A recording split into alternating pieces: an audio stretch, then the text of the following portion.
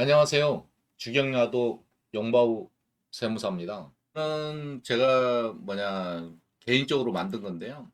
일시적 2주택 기간 오버랩 피레드 계산 논리라 해서 보면은 소득세법 시행령 155조에 보면 1세대 1주 특례라는 거는 두 주택 이상이 겹쳤을 때 그 허용되는 기간을 오버랩 피리어드라고 저는 얘기하면서 직원들에게 강의를 했거든요. 그래서 취득 요건은 신규 주택을 취득한 날로부터 1년 이상, 아니, 종전 주택을 취득한 날로부터 1년 이상 지난 후 신규 주택을 취득하고, 신규 주택을 취득한 날로부터 3년 이내 종전 주택을 양도하는 경우 이렇게 돼 있는데, 이게 유권 해석을 제가 한 5년치를 전부 이 검토를 해보니까, 이게 좀 오해의 소지가 있어요. 주택을 취득한 날로부터 아니고, 주택수 계산 유형 세 가지가 있잖아요.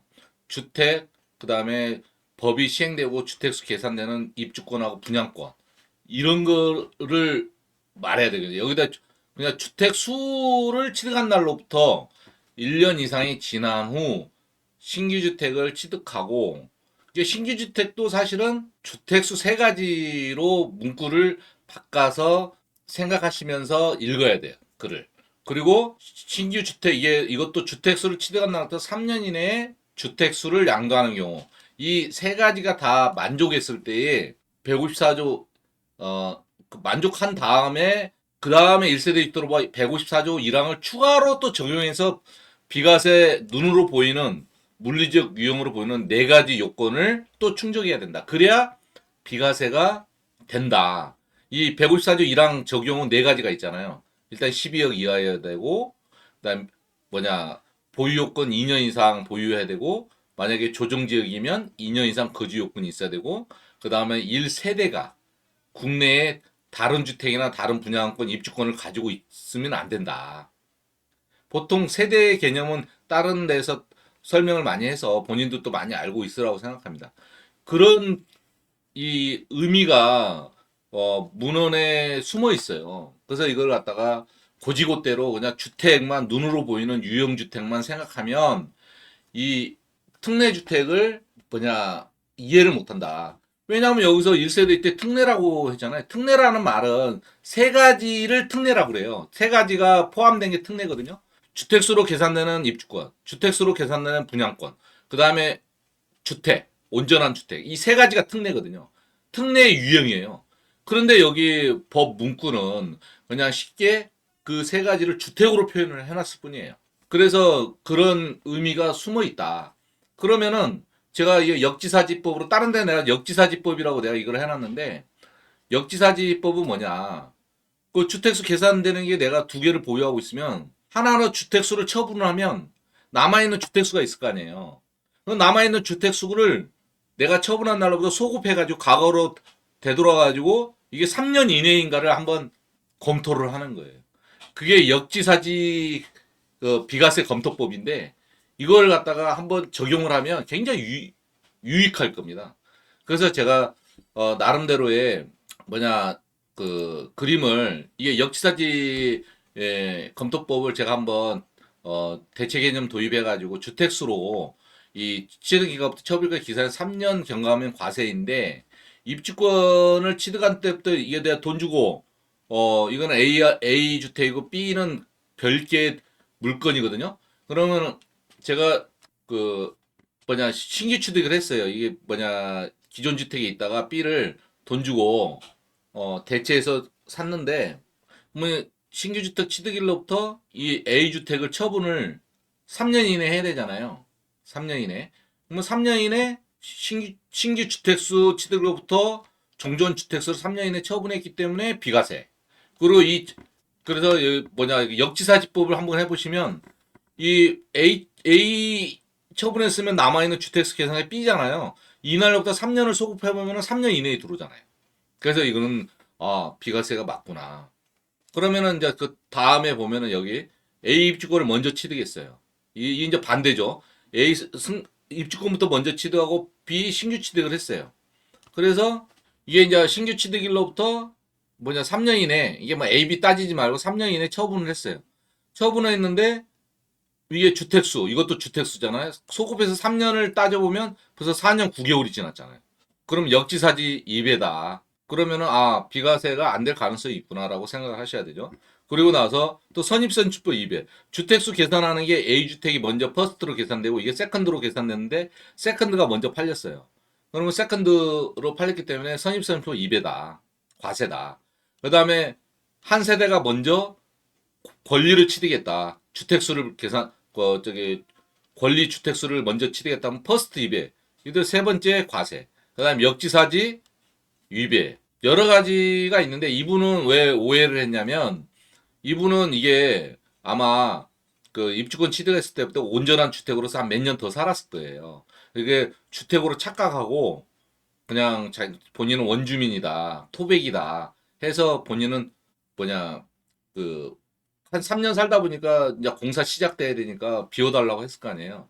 비워달라고 하니까 길거리에 그 텐트 치고 살 수 없으니까 신규 주택을 취득하면서 이거는 그 아파트 단지의 원주민들이 한 95%인 분들이 다 야, 그 새로운 주택을 사면 그 1년만 거주하면 비과세는 된다더라. 대체 주택이 된다더라 해서 본인도 뭐 온전한 건물에서 몇 년 살았으니까 토백으로 착각해가지고 대체 주택으로 해서 1년 이상 거주하고 판 거예요. 1년 이상 거주하고 팔았는데 대체 주택 안 되고 이것도 본인은 또 환지로 생각해가지고 물론 준공 된 다음에 한 10개월 뒤에 팔면 이것도 과세 되겠죠.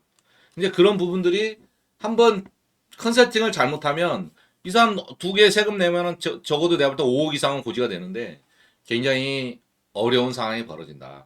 그래서 우리나라의 그 제가 다른 전번 강의에서 이게 퍼스트 이베면 왜 비과세가 안 되냐 말씀드렸잖아요. 이 입주권을 취득하면은 이것도 주택수로 비과세는 특례 주택은 주택수로 비과세가 시작이 되기 때문에 먼저 퍼스트를 팔아야 선입선출법 비과세 된단 말이에요. 그러면 신규 주택 취득일로부터 3년 이내에 팔아야 되는데 이게 준공이 신규 주택 취득일로부터 그 다음 날 돼가지고 2년 보유하고 잔금까지 3년 이내 이게 모든 일이 마무리가 돼야 되는데 그런 일은 국내에 한 건도 없더라.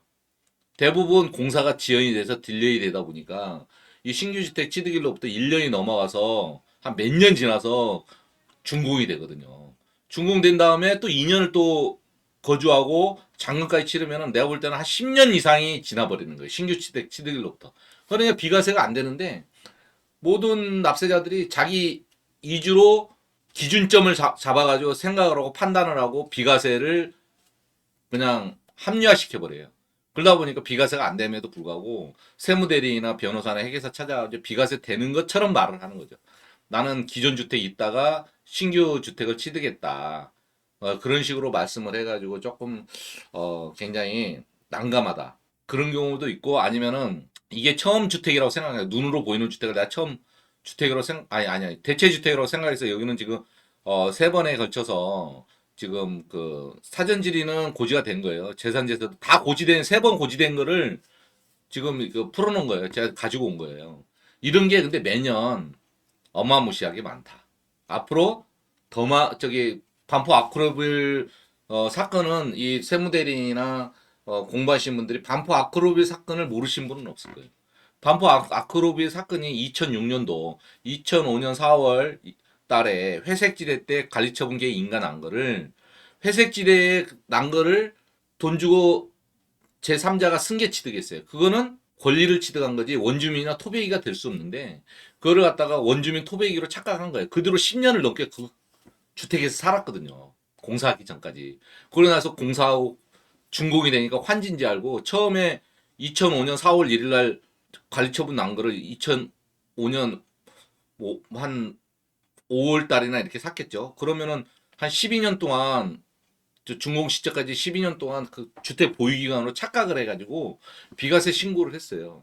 근데 2005년도에 회색지대에 벌어졌던 일이 그 다음에 2006년 이제 관리처분 계획 인가나면 관리처분 계획 인가나더라도 취득하게 되면 환지 적용이 안 되거든요.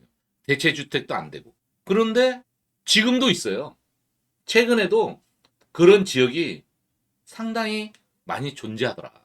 2020년, 21년도에 기획재정부에 그 국세청에 질의 해신한 게 있어요. 굉장히 그 부분을 놓치면 아마 조금 곤란하지 않을까 해서 내가 한번 오늘 가지고 나왔는데요. 한번 보면은 어떤 게 바뀌었냐. 그제 회색지대가 4번 있는데 별도로 또 하나가 더 있어요. 그래서 제가 보면은 이 부분인데요. 어, 굉장히 중요하다. 특히 관리처분이 이건 관리처분인가라는 거는 도정법, 뭐 도시 및 주거 환경법에서만 관리처분인가란 말을 관리 전환일로 쓰고 그 다음에 빈지 및 소규모 주택 특례 정비법은 관리처분계 인가란 말을 쓰면 안 돼요. 거기는 사업 시행 인가일이 관리처분 인가의 법률 효과를 대체하는 거예요. 그 빈지법은 사업 시행 인가가 권리 변환일이에요. 이 관리처분 인가하고는 매치가 안 되는 거예요.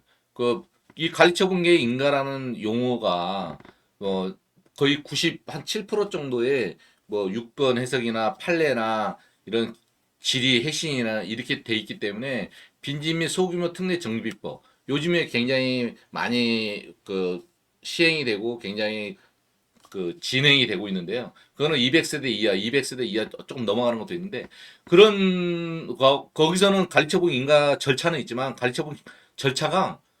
가리처분 인가 절차가 아무 쓸모없는 거예요. 법률 적용도 안 되고 아무 효과가 없어요. 그런데 이 뭐냐 도정법에서 쓴 판례라든가 유권 해석을 가져다가 빈집 및 소규모 특례 정비법에 적용하면 큰일 나겠죠.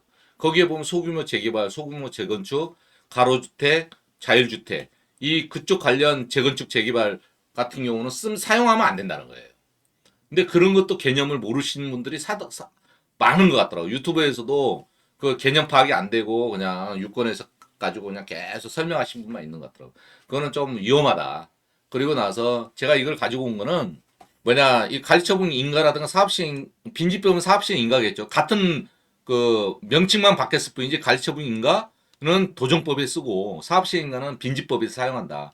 이 나기 전에 한 몇 년 전에 주택을 멸시를 해요. 왜 주택 멸시할 이유는 2021년도에 종부세하고 취득세가 중과하고 엄청나게 뭐 한 40억, 50억짜리 6억, 7억 이렇게 세금이 부과되니 아니 돈이 어디 있습니까? 이 뭐냐 집값만 올랐을 뿐이지 현금은 없는 거예요. 그러다 보니까 이게 그 재개발 재건축 진행되는 데서 그 조합 설립되면 빨리 헐어라. 우리는 빨리 헐어라. 돈을 어떻게 5, 6억씩 내냐. 그 뒤로 이제 한 몇 년 뒤에 이렇게 가리청리 인가가 나면 이 사이에 토지만 있잖아요. 토지만. 주택 멸실되고. 뭐 이때는 뭐냐. 사람들이 애규 판례 수천 개가 가리채분 전날 사면 그 토백이 원주민으로 표현을 해놨어요. 그러면은 지금 유권해석만 신봉하는 사람들은 가르쳐본 전날 샀으니까 토백이야 이렇게 생각하겠지만 사실은 토백이가 아니고 조합원 입주권 권리 전환일이 땡겨지는 거예요. 주택 멸실일로 사업시 인가가 땡겨지거든요.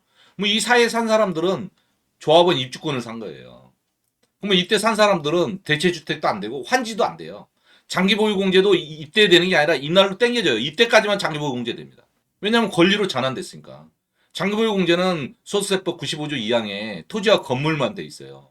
근데 주택 멸실이 되면 뭐 토지라도 해줘야 되는데 이상하게 토지도 안 해주더라고요. 이게 조합원 입주권으로 이게 한 서너 개가 유권 혜택이 나갔어요.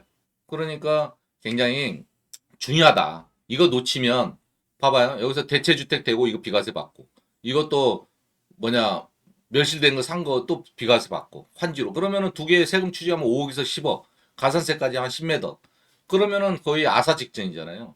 거의 그냥 제가 볼 때는 감당하기 어렵습니다. 세무사도 한 매덕 가산세 물어주면 감당하기 어려워요.